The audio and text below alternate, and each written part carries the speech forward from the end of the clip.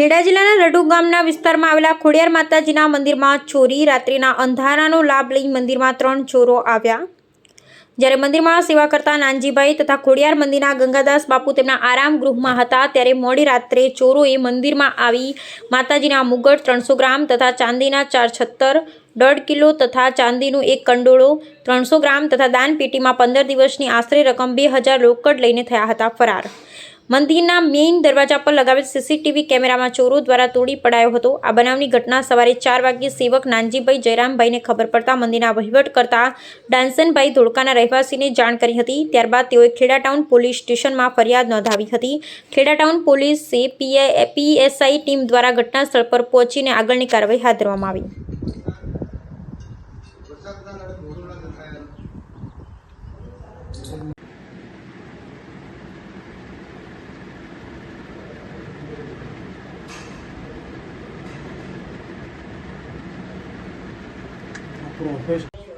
શું પરિચય તમારો અને શું બનાવ બન્યો છે?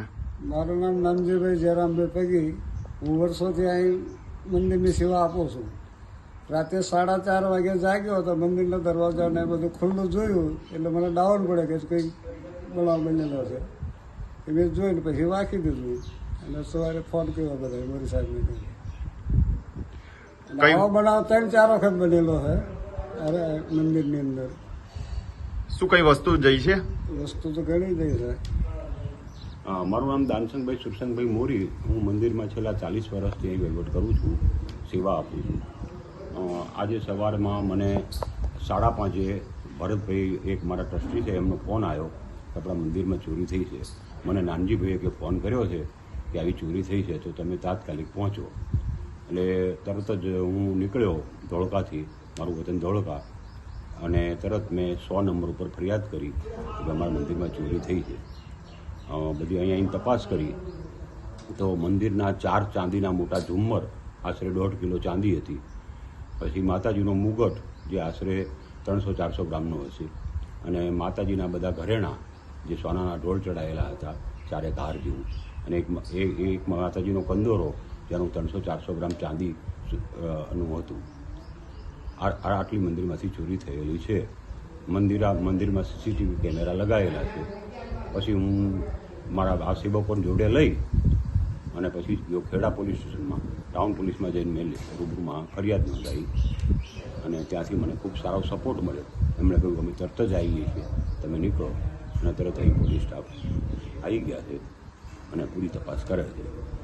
પહેલા કોઈ આટલો બનાવ બન્યો છે મંદિરમાં? આ મંદિરમાં દર વર્ષે લગભગ બનાવ બને છે, પણ નાની મોટી ચોરી થાય છે. કોઈ માતાજી સુધી પહોંચતું નહોતું. ખાલી મંદિરની પેટી છે, દાન પેટી, એમાંથી જે કંઈ હોય સિલેક્ટ લઈ જતા અને અમે ફોનથી ફરિયાદ કરતા તો સામાન્ય રકમ હોવાના કારણે અમે પાકી એફઆઈઆર નોંધાવતા નહીં. અને વચ્ચે આ મંદિર કેટલી ગઈ છે? આટલે મંદિરમાંથી 2000 રૂપિયા જેવી સિલેક્ટ ગઈ છે એવો અંદાજ છે. પણ અમે અગાઉ જ્યારે આવી ફરિયાદ કરેલી 2 વર્ષ પહેલાં ચોરી થયેલી, ત્યારે અમને ખેડા ટાઉનમાંથી 2 GRD ફાળવેલા, જેમણે અહીં 4-5 મહિના રહ્યા હતા. એ દરમિયાન કંઈ ચોરી થઈ નથી. અમારી માંગણી એ વખતે પણ હતી કે અમને કાયમી માટે GRDનો પોઈન્ટ અહીં આપો. આ અવાવરું જગ્યા છે અને ચોરી થવાનો ભય રહે છે. હારે હારે બીજું પણ કોઈ ચોરો જો નુકસાન કરે તો અહીં ફક્ત બાપુ જે સેવા આપે છે એમની ઉંમર 85-90 વર્ષ છે, અને આ જે નાનજીભાઈ છે એમની ઉંમર 60-65 વર્ષ છે. વૃદ્ધ માણસો છે. જો ચોર મારઝૂડ કરે તો બહુ મોટું નુકસાન થવાની સંભાવના છે જગ્યામાં. એટલે અમને હવે પોલીસ પ્રોટેક્શન આપો અને અહીંયા રેગ્યુલર પોઈન્ટ બને તો જ અમે આ મંદિરમાં રહી શકીએ એવું છે. કારણ કે બધાને હવે બહુ ડર લાગે છે, કારણ કે દરેકને મોત સામે દેખાય છે કે અહીંયા રાતે અવરું જગ્યામાં કોણ છોડાવે. એટલે જો અમને ખેડા ટાઉનમાંથી કાયમી માટે પોઈન્ટ મળી જાય તો જ અમે આ મંદિર ચાલુ રાખી શકીએ એમ છીએ. આ કયા ગામના વિસ્તારમાં લાગુ પડે? આ રઢુ ગામના વિસ્તારમાં લાગુ પડે. સરપંચે અહીંયા મુલાકાત કરી? આ સરપંચ ઘણી વાર આવે છે. અજીતભાઈ વાઘેલા છે, એ વર્ષમાં 4-5 વખત મુલાકાત. અત્યારે આ જે બનાવ બન્યો એ પછી અત્યારે અહીં મુલાકાત લીધી? ના, અમે એમને જાણ બી નથી કરી. અજીતભાઈને મેં જાણ નથી કરી. અમે સીધા પોલીસ સ્ટેશન ગયા હતા એટલે એમને જાણ કરી નથી. પણ હવે આપ કહેતા હોય તો અમે એમને જાણ કરી દઈએ.